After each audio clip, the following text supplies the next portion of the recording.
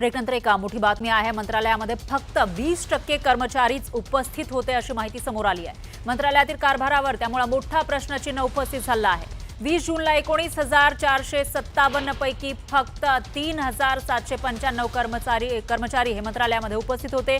पत्रकार विक्रांत जोशी यांनी ही धक्कादायक माहिती समोर आणली आहे। तर मंत्रालयाची वेळ ही सकाळी 9:45 सुरू होते आणि त्यावेळेला फक्त 20% कर्मचारी कामावर येतात। त्यापैकी फक्त 5.9% कर्मचारी हे सकाळी 9:45 म्हणजे वेळेच्या आधी येतात, तर 12.3% कर्मचारी हे 9:45 ते 10:45 दरम्यान येतात, कामावर पोहोचतात आणि बाकीचे 2.3% कर्मचारी हे 10:45 नंतर येतात अशी ही माहिती आहे।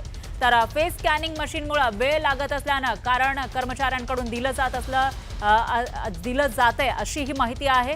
तर 60 मशीन लावले, त्यापैकी फक्त 16 मशीन सुरू आहेत आणि 44 बंद आहेत असाही सवाल या ठिकाणी उपस्थित होतोय। विक्रांत जोशी यांनी हा सवाल उपस्थित केला आहे।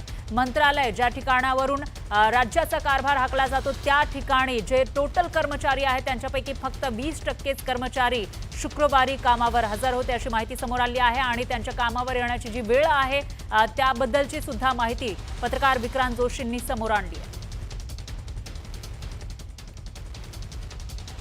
दरम्यान रोहिणी खडसेंनी यावरून ट्विट करत काही सवाल उपस्थित केलेत। राज्याचे कॅबिनेट मंत्री लोढा यांचा जनता दरबार सुरू आहे, पण पक्ष कार्यालयामध्ये कोण येतं तर त्या पक्षाचे कार्यकर्ते असं त्या म्हणतात।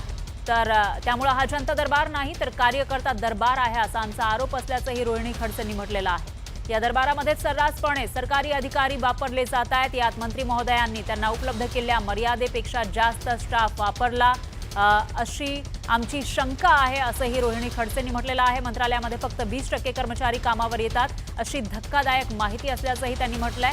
तर कर्मचारी जर मंत्री पक्ष वाढवायला वापरले जात असतील आणि मंत्र्यांना फक्त कार्यकर्त्यांचे म्हणणे ऐकून घ्यायचं असेल तर मग सामान्य जनतेनं करायचं काय असा सवाल सुद्धा रोहिणी खडसेंनी उपस्थित केलाय। दरम्यान फक्त 20% कर्मचारी कामाला येतात आणि याचे पगार आपण आपल्या करातून देतो आणि यावर कोणीच काही बोलत नाही। यांच्यावर दंडात्मक कारवाई केली पाहिजे असं अंजली दमान यांनी म्हटलंय। 19,457 लोक तिथे मंत्रालयात काम करतात, त्याच्यापैकी फक्त 3,800 लोक रोज कामावर येतात, म्हणजे फक्त 20% लोक, आणि आपण या सगळ्यांचे पगार आपल्या करातनं देतोय आणि याच्यावर कोणीच काही कारवाई करत नाहीये। म्हणजे हे मला खरंच खूप शॉकिंग वाटलं। गंमत म्हणजे 9:45 ची रोजची वेळ आहे कामावर यायची, तर याच्यापैकी फक्त 5% लोक हे वेळेवर कामावर येतात।